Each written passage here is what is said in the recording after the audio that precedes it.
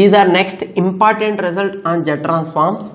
See, find Z transform of cos theta plus I sin theta whole power n, and hence derive Z transform of cos n theta, Z transform of sin n theta. After that we have to derive the values of Z transform of, you should read this one as Z transform of, don't read only Z of, okay, Z transform of cos n pi by 2 and Z transform of sin n pi by 2. Okay, first of all we have to find out the Z transformation of cos theta plus I sin theta whole power n. After that we have to derive this all values from this Z transform. Okay, see, clearly we are observing that this is in the form of a power n. Already we know that Z transform of, from the last video we know that Z transform of a power n is equal to small z by z minus a. According to this formula, Z transform of cos theta plus I sin theta whole power n. Please compare this term to this original formula. You will get z by z minus, what is a here? The base is cos theta plus sin theta, I sin theta. This is a value. That's why here I will get cos theta plus I sin theta. Okay. Now, according to De Moivre's theorem, you will get cos theta plus I sin theta whole power n as cos n theta plus I sin n theta. According to De Moivre's theorem, you will get this one is equal to z by, I will separate the real and imaginary parts here. Cos theta is the real part and I sin theta is the imaginary part. That's why I will write this one as z minus cos theta minus into plus minus I into sin theta. Okay. Now according to the linear property, I will separate the terms. So you will get Z transform of cos n theta, and we are observing that in the second part I is the constant which is in product. So take outside from the operator Z. So you will get I into Z transform of sin n theta is equal to, the right hand side becomes, here I will take the rationalize of the denominator in the right hand side. See, Z by z minus cos theta minus I sin theta, and the rationalizing factor is z minus cos theta plus I sin theta. This is the rationalizing factor. So multiply with this one and divide with the same factor. So you will get z minus cos theta plus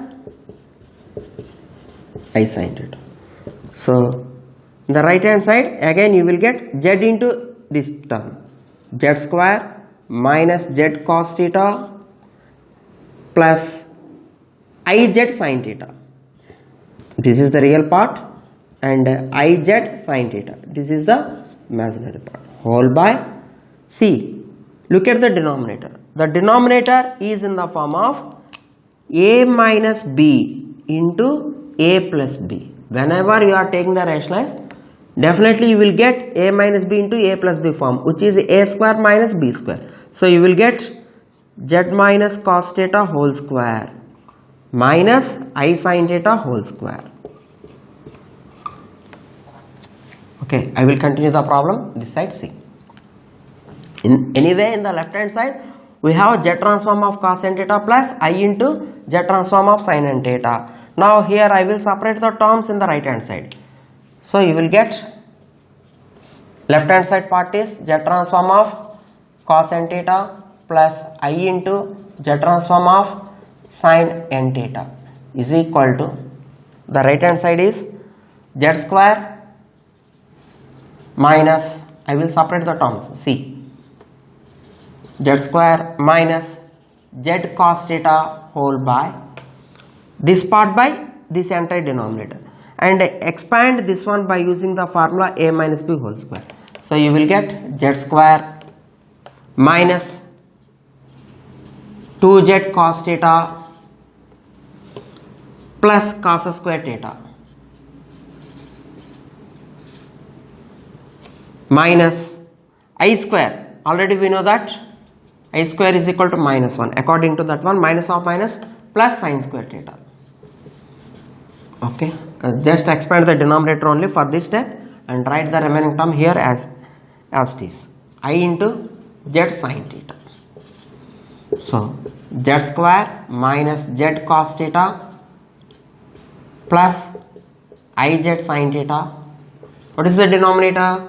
Z square minus 2z cos theta.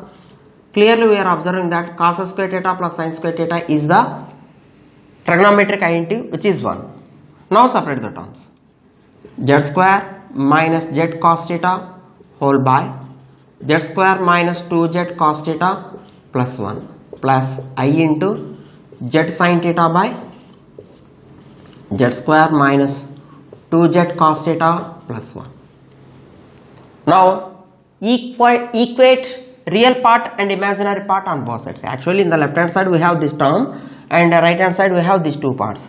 So equate RP means real part and IP means imaginary part on both sides.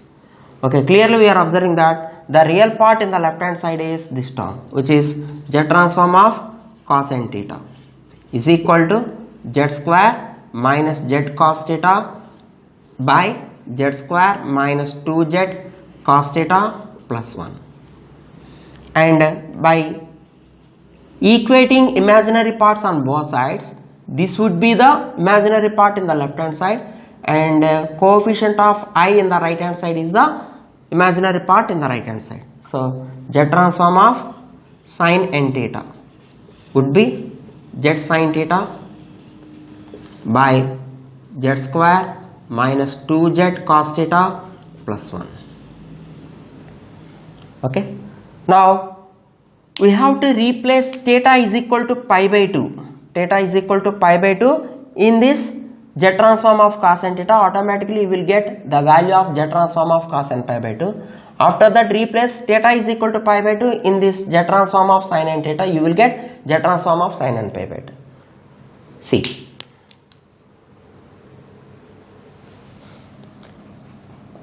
For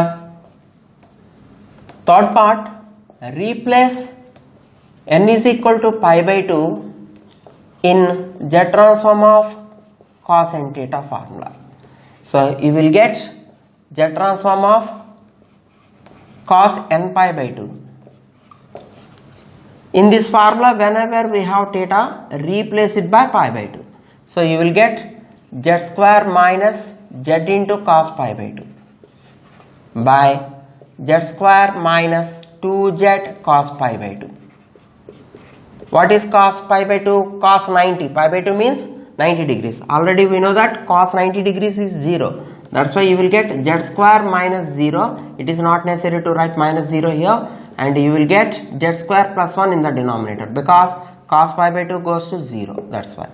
In a similar way, by replacing theta is equal to pi by 2 in this z transform of sin n theta formula, you will get z into sin pi by 2, which is 1. So you will get z transform of sin n pi by 2 is equal to